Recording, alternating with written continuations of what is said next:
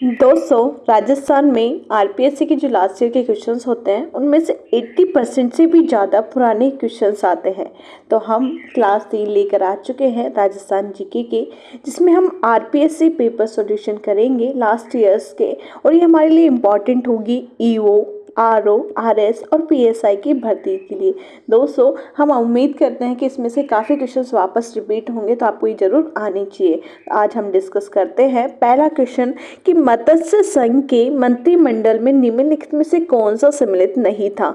दोस्तों, जो मत्स्य संघ था उसका जो मंत्रिमंडल था उनमें से इनमें से कौन सा नहीं था, सम्मिलित नहीं था, तो वो है प्रेम नारायण माथुर, क्योंकि चौथे चरण में सम्मिलित थे।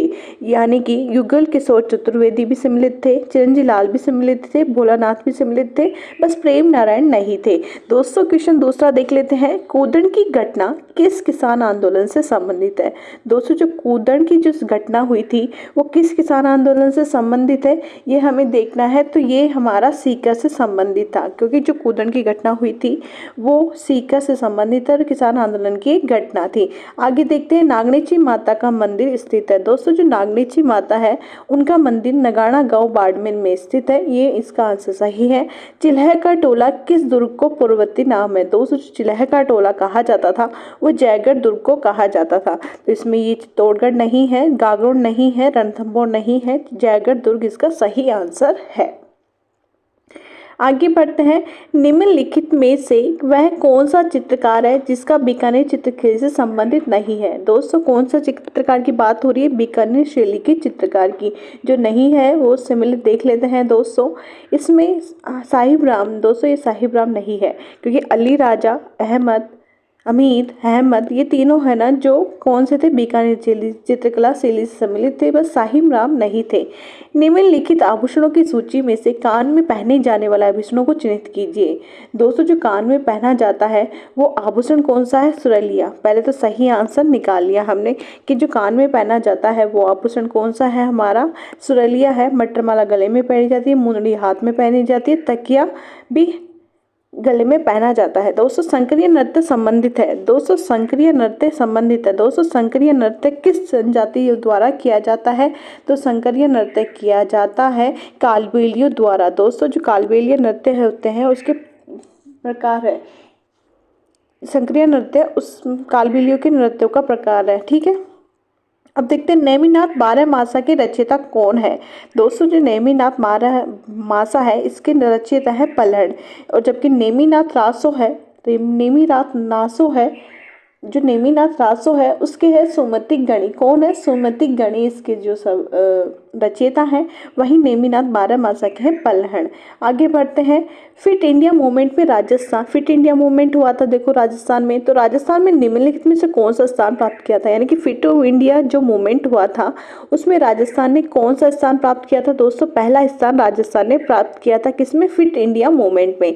आगे बढ़ते हैं। 2001 की जनगणना की तुलना में जनगणना 2011 में राजस्थान से संबंधित निम्न में से गलत कथन चुनिए। यानी कि विकल्प जो इसमें गलत है वो चुनना है। किसकी जनगणना के सापेक्ष, 2001 की जनगणना के सापेक्ष 2011 में, है ना। यानी कि 2001 से 2011 की जो गणना हुई थी उसके बीच में हमें तुलना करके करना है। तो दोस्तों, डिस्कस करते हैं। तो लिंगानुपात में सर्वाधिक वृद्धि हुई, ये बात सही है। बाल लिंगानुपात घटा है, ये बात भी सही है। जनसंख्या घनत्व में कोई बदलाव नहीं हुआ। दोस्तों, ऐसा नहीं हो सकता कि घनत्व में बदलाव ना हो, तो ये क्वेश्चन सही नहीं है और ऐसा हुआ भी नहीं है, तो ये क्वेश्चन गलत है। जनसंख्या वृद्धि दर में कमी आई, हाँ जनसंख्या वृद्धि दर में उस टाइम पे कमी आई थी, तो ये कथन बिल्कुल सही है। तो इसका जो आंसर है कि इसमें गलत कथन चुनना है अपन को, तो गलत कथन कौन सा है हमारा, इसमें जनसंख्या घनत्व में कोई बदलाव नहीं हुआ, ये इसका गलत ऑप्शन है।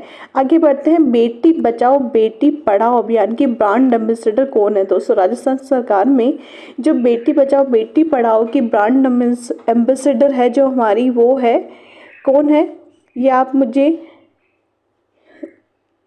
बिल्कुल अच्छे से बता सकते हो कि अवनी लखेरा जो है वो बेटी बचाओ बेटी पढ़ाओ की ब्रांड एम्बेसडर रही हैं दोस्तों, क्योंकि इन्होंने अभी जो पैरा ओलंपिक में अपना गोल्ड जीता था उसके बाद इनको इसका ब्रांड एम्बेसडर बना दिया गया था। तो हो गया। फिर उसके बाद देखते हैं निम्नलिखित में से किस आयु वर्ग की महिलाएं उड़ान योजना के अंतर्गत लाभ लेने की पात्र है। दोस्तों कौन सी योजना? उड़ान योजना। तो कौन सा आयु वर्ग की महिलाओं को ये लाभ दिया जाएगा? तो दोस्तों ये 10 से 45 वर्ष की जो भी महिलाएं हैं उन्हें उड़ान योजना के तहत लाभ दिया जाएगा। आगे बढ़ते हैं राजस्थान की प्रथम हस्तशिल्प नीति के बारे में। राजस्थान की प्रथम जो हस्तशिल्प नीति है वो उसके बारे में कौन सा कथन सही नहीं है? कौन सा कथन सही नहीं है? इसमें सही नहीं है पूछा हुआ है, तो इसमें सही नहीं है देख लेते हैं कि राजस्थान की पहली हस्तशिल्प नीति 2022 में जारी की गई थी। दोस्तों सही बात है कि राजस्थान की जो पहली हस्तशिल्प नीति है वो 2022 में जारी हुई है। इसमें आने वाले 5 वर्षों में 50,000 से अधिक नए रोजगार के अवसर मिलेंगे। ये बात भी सही है कि जो आने वाला टाइम है उसमें 5 वर्षों में 50,000 से ज़्यादा नए रोजगार मिलेंगे। दोस्तों फिर देखते हैं कि यह नीति मार्च 2025 तक प्रभावी रहेगी। दोस्तों गलत बात है ये बिल्कुल गलत बात है कि 2022 में जारी की गई, तो इसमें 5 जोड़ लो तो 2027 तक तो एटलीस्ट जारी रहेगी, प्रभावी रहेगी। तो ये बात गलत है। विलुप्त होती परंपरागत हस्तकलाओं को पुनर्जीवित करना इसका उद्देश्य है, ये बात भी सही है। तो हस्तकला शिल्प नीति हमने जान ली है कि राजस्थान की पहली हस्तशिल्प नीति है, 2022 में जारी हुई। इसमें 5 वर्षों में 50,000 से अधिक नए रोजगार अवसर मिलेंगे, ये 2027 तक होगी। और विलुप्त होती परंपराओं में ये पुनर्जीवित करने का इनका काम है। ठीक है, आगे बढ़ते हैं। निम्नलिखित में से कौन सा कथन सही नहीं है? इसमें भी यही पूछा है कि सही नहीं है जो कथन बताओ भैया। तो सही नहीं है कथन बता देते हैं। 18वीं राष्ट्रीय जम्बूरी राजस्थान के पाली जिले के लोहट में आयोजित की जा रही है। दोस्तों 18वीं जो राष्ट्रीय जम्बूरी है, नेशनल जम्बूरी, कहाँ पे आयोजित की जा रही है? ये पाली में। कहाँ, कौन से जिले में? लोहट में। तो ये 18वीं, ये बिल्कुल सही आंसर है इसका। 18वीं राष्ट्रीय जम्बूरी का ध्येय वाक्य शांति के साथ प्रगति, ये भी बात सही है इनकी, तो मतलब ये कथन भी सही है। 2 कथन सही हो गए। राष्ट्रीय जम्बूरी आयोजित करने का अवसर राजस्थान को 67 वर्ष बाद मिला है, ये बात भी सही है कि भाई जो जम्बूरी है उसको आयोजित करने का जो राजस्थान को अवसर 67 वर्ष बाद मिला है। राष्ट्रीय जम्बूरी 1956 में राजस्थान द्वारा अजमेर में आयोजित की गई थी। दोस्तों ये बात तो बिल्कुल सही है कि जम्बूरी 1956 में आयोजित की गई थी, लेकिन अजमेर में नहीं, जयपुर में आयोजित हुई थी। तो ये कथन बिल्कुल गलत है, ये आंसर इसका कथन सही नहीं है पूछा है, तो ये आंसर इसका हो गया 4 नंबर। ठीक है, आगे बढ़ते हैं। निम्नलिखित में से किन्हें राजस्थानी भाषा का साहित्य अकादमी युवा पुरस्कार 2022 दिया गया है? दोस्तों निम्नलिखित में से किन्हें राजस्थान भाषा का जो साहित्य युवा अकादमी पुरस्कार है वो 2022 में दिया गया। तो किसके द्वारा दिया गया है? ये दिया गया है, किसे दिया गया है? सॉरी, तो आशीष पुरोहित को दिया गया है। इसका ये सही आंसर है। आगे बढ़ते हैं। हाल ही में निम्न में से कौन सा बोर्ड गठित करने का प्रस्ताव राजस्थान सरकार द्वारा नहीं किया गया है? दोस्तों राजस्थान सरकार ने कुछ बोर्ड गठित करने का प्रस्ताव पारित किया है, लेकिन उनमें से कौन सा नहीं है वो हमें छांटना है। तो पहला देख लेते हैं। राजस्थान चर्म शिल्पकला विकास बोर्ड, ये स्थापित करेंगे। राजस्थान राज्य रजक कल्याण बोर्ड, ये भी स्थापित होएगा। राजस्थान राज्य महात्मा ज्योतिबा फुले बोर्ड, ये भी स्थापित होगा। राजस्थान राज्य सहकारी बोर्ड, दोस्तों ये ऑलरेडी एग्जिस्टिंग बोर्ड है, तो ये आंसर सही नहीं है। तो आंसर इसका हो गया, नहीं है पूछा है तो आंसर हो गया राजस्थान राज्य सहकारी बोर्ड। आगे बढ़ते हैं। राजस्थान विधानसभा में डिजिटल म्यूजियम का नाम है। दोस्तों राजस्थान राज्यसभा है, विधानसभा है जो राजस्थान की विधानसभा, उसमें डिजिटल म्यूजियम बना हुआ है। तो उस डिजिटल म्यूजियम का नाम क्या है ये हमसे पूछा गया है इसमें। तो इसका नाम क्या है? इसका नाम पॉलिटिकल नैरेटिव म्यूजियम। क्या नाम है? Political narrative museum. आगे बढ़ते हैं। विश्व की लगभग कितने प्रतिशत जनसंख्या उत्तरी गोलार्ध में निवास करती है? दोस्तों ये हमारे राजस्थान का क्वेश्चन तो नहीं है, लेकिन हमें पता होना चाहिए कि हमारे पास 90% से भी ज़्यादा जो उत्तरी गोलार्ध में निवास करती है, हम भी उत्तरी गोलार्ध में ही आते हैं। ठीक है, बरखान पश्चिमी राजस्थान में से कौन से क्षेत्रों में पाए जाते हैं? दोस्तों बरखान ये बालू का स्तूप होते हैं, ये पश्चिमी राजस्थान में बनते हैं। तो पश्चिमी राजस्थान के इसके कौन कौन से ज़िले हैं जो इसमें आते हैं? तो दोस्तों ओसिया जोधपुर ऑब्वियसली आएगा, देशनोक बीकानेर ये भी आएगा, भालेरी चूरू ये भी आएगा। तो ABC तीनों आ जाएंगे, तो ABC तीनों हो गए। ये इसके अलावा कोई और नहीं है, डी नहीं है, क्योंकि दाता रामगढ़ सीकर नहीं आता है, बरखान यहाँ नहीं बनते हैं, तो डी डी डी इस तीनों में तो एक सिंपल सा ऑप्शन हमारे पास बच गया था, ए बी सी। ठीक है, आगे बढ़ते हैं। किस नदी के बारे में, एक नदी के बारे में निम्नलिखित तथ्यों को पढ़िए। चलो, कोई एक नदी है उसके बारे में हमें ये सब बातें पढ़नी है। ठीक है, पढ़ लेते हैं। यह कोटला उदयपुर से उद्गमित होती है। ठीक है, हथमती, मेशवा तथा वेतरा किसकी सहायक नदियां हैं? ओके, यह नदी राजस्थान में लगभग केवल 45 किलोमीटर प्रवाहित होती है। दोस्तों, ये साबरमती नदी है। इसका आंसर बिल्कुल सही है, साबरमती नदी। देखो कैसे हमें पता लगा कि राजस्थान में सबसे 45 किलोमीटर ही होती है, तो ठीक है, साबरमती। हथमती, मेशवा और वेतरा किसकी सहायक नदी है? साबरमती की। कोटला उदयपुर से कौन सी उद्गमित होती है? साबरमती। ठीक है, आगे बढ़ते हैं। किन जिलों में मिश्रित पतझड़ वन पाए जाते हैं? दोस्तों, ये वनों से क्वेश्चन पूछा गया है कि ऐसे कौन से जिले हैं जहाँ पे मिश्रित पतझड़ वन पाए जाते हैं। कौन से मिश्रित पतझड़ वन? तो मिश्रित पतझड़ वन कौन कौन से जिले में पाए जाते हैं? वो है अलवर, भरतपुर, धौलपुर और करौली। दोस्तों, यहाँ पर मिश्रित प्रकार के वन पाए जाते हैं, तो इसका सही आंसर है अलवर, भरतपुर, धौलपुर और जालोर। ठीक है, आगे बढ़ते हैं। निम्नलिखित में से सुमेलित करना है। दोस्तों, इनको सुमेलित करना है एक दूसरे के कूटों को। तो सर्वाधिक जो हमारा गेहूँ होता है वो कहाँ होता है? हमारे गंगानगर में गेहूँ मिलते हैं। ठीक है, चलो एक ऑप्शन देखते हैं। तो पहले तीनों में ए है, तो यानी कि अभी तो हम कोई ऑप्शन काट नहीं सकते। तो बाजरा हमारा सबसे ज़्यादा कहाँ होता है दोस्तों? तो बाजरा हमारा सबसे ज़्यादा होता है अलवर में। कहाँ होता है? अलवर में। और इस बार बाजरा वर्ष 2023 को बाजरा वर्ष घोषित भी किया गया है। चावल कहाँ होंगे जहाँ पे क्या होगी? सबसे ज़्यादा बारिश होगी। तो चावल, बारिश, बूंदी, हाड़ौती में हमारे पास बूंदी होती है, तो 3 में 4। तो अब देखो हमने 3 तो कर दिए, तो पहला से 1 2, दूसरे में पहला। अच्छा, तो ये 2 ऑप्शन तो हमारे कट गए थे। अब 2 के बाद में थर्ड यानी कि फोर्थ, बूंदी में चावल हो रहे हैं, तो हमारा दूसरा ऑप्शन बिल्कुल सही है। तो मक्का कहाँ आ जाएगी? भीलवाड़ा में मक्का हमारी हो रही है। ये बिल्कुल सही आंसर है 2 इसका। फिर आगे बढ़ते हैं। 19वीं पशु गणना 2012 से 20वीं पशुधन गणना 2019 में राजस्थान के पशुधन की कुल संख्या में परिवर्तन हुआ है। दोस्तों, 1.66% की वृद्धि हुई है। कब से कब तक? 19वीं से। और 20वीं की पशु गणना की बात करते हैं, उसमें हमारे 1.66 की वृद्धि हुई है। ये आंसर सही है। और राजस्थान में जो पशुधन है वो कितना है? 10.58%। तो पहले नंबर पे सबसे ज़्यादा पशु उत्तर प्रदेश में, दूसरे नंबर पे हमारे राजस्थान में है पशु। ठीक है, आगे बढ़ते हैं। 2011 की जनगणना के अनुसार किस जिले में सर्वाधिक ग्रामीण लिंगानुपात है? दोस्तों, ऐसा कौन सा जिला है जिसमें सर्वाधिक ग्रामीण लिंगानुपात है? तो वो कौन सा जिला है 2011 की जनगणना के अनुसार? पाली है, जहाँ पर सर्वाधिक ग्रामीण लिंगानुपात है। आगे बढ़ते हैं। 2011 के दशक के दौरान राजस्थान में न्यूनतम जनसंख्या वृद्धि दर वाले जिलों को सही युग्म है। दोस्तों, जहाँ पर न्यूनतम जनसंख्या वृद्धि हुई है, यानी कि दर रेट जहाँ पर जनसंख्या वृद्धि की कम हुई है, वो कौन कौन से है? गंगानगर और झुंझुनू। ये आंसर सही है। तो यानी कि हमने जनसंख्या देखा कि जनसंख्या से भी क्वेश्चन आए हैं, काफ़ी सारे वनों से भी क्वेश्चन आए, काफ़ी अच्छा पेपर है ये। अब आगे बढ़ लेते हैं हम।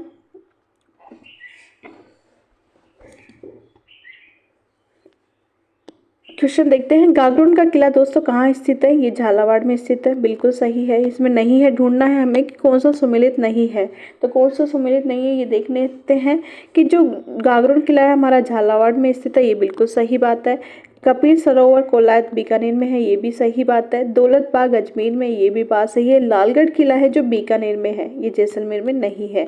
तो आंसर ये हो गया कि जो सुमेलित नहीं है वो लालगढ़ का किला बीकानेर में है, जैसलमेर में नहीं है। निम्नलिखित में से कौन सा सीमेंट फैक्ट्री चित्तौड़गढ़ जिले में अवस्थित नहीं है? दोस्तों, सीमेंट फैक्ट्री की बात हो रही है जो चित्तौड़गढ़ जिले में स्थित नहीं है। क्या पूछा गया है? नहीं है पूछा गया। तो हमारे यहाँ पर हिंदुस्तान सीमेंट लिमिटेड जो है वो हमारी कहाँ नहीं है? ये चित्तौड़गढ़ में नहीं है। बाकी बिरला सीमेंट, जेके सीमेंट और आदित्य सीमेंट, ये सारी चित्तौड़गढ़ में स्थित है। तो इसका सही आंसर हो गया नहीं है, क्योंकि हिंदुस्तान सीमेंट लिमिटेड चित्तौड़गढ़ जिले में नहीं है। आहड़ को किस संस्कृति का प्रमुख केंद्र माना जाता है? दोस्तों, आहड़ जो सभ्यता है उसे किस संस्कृति का केंद्र माना जाता है? तो लाल काले मध्यभारत संस्कृति का प्रमुख केंद्र माना जाता है। ठीक है, निम्नलिखित में से किस प्राचीन सभ्यता में सम्राट अशोक के 2 शिलालेख प्राप्त हुए हैं? दोस्तों, जो बेराट की सभ्यता है वहाँ पर 2 शिलालेख प्राप्त हुए थे। अशोक के जो शिलालेख है तो बेराट की सभ्यता जो कि जयपुर में स्थित है उससे प्राप्त हुए थे। मंडोर प्रतिहार वंश के शासक किस शासक से वंशावली प्रारंभ होती है? दोस्तों, जो मंडोर और प्रतिहार वंश है तो उनके कौन से शासक है जिनसे उनकी वंशावली प्रारंभ होती है, यानी कि जो वंश जो शुरू होता है किससे शुरू होता है? तो ये रज्जिल से शुरू होता है। मंडोर प्रतिहारों का वंशावली रज्जिल से प्रारंभ होती है। आगे बढ़ते हैं, निम्नलिखित चौहान शासकों में से किस शासक को बीसलदेव के नाम से भी जाना जाता है? तो ये विग्रहराज चतुर्थ है, इन्हें किस नाम से जाना जाता है? बीसलदेव के नाम से भी जाना जाता है। तो विग्रहराज चतुर्थ को बीसलदेव के नाम से जाना जाता है और ये चौहान शासक थे। जालोर के चौहान शासक की स्थापना का कौन किसने करी? ओ गॉड, ये तो बहुत इजी क्वेश्चन पूछा गया है कि जालोर के चौहान वंश के शासक का संस्थापक कौन था? कीर्तिपाल। कीर्तिपाल ने जालोर में चौहान वंश की स्थापना की थी। ये आंसर सही है। आगे बढ़ते हैं, जो अमीर खुसरो की किस रचना में चित्तौड़ पर अलाउद्दीन खिलजी के आक्रमण का वर्णन है? दोस्तों, किसकी बात हो रही है? 1303 में जो चित्तौड़ पर आक्रमण किया था अलाउद्दीन खिलजी ने, उसकी बात करी। तो अमीर खुसरो ने उस पर जो बुक लिखी थी वो कौन सी थी? खजाइन उल फतह।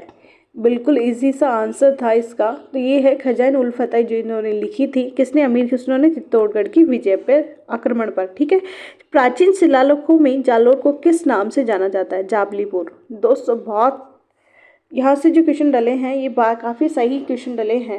आरपीएस ने काफ़ी सही क्वेश्चन पूछे हैं। तो जो प्राचीन शिलालेखों में जालोर को जाबलीपुर के नाम से जाना जाता है। 1857 ईस्वी में विप्लव के समय नीमच में अंग्रेज सैन्य अधिकारी कौन था?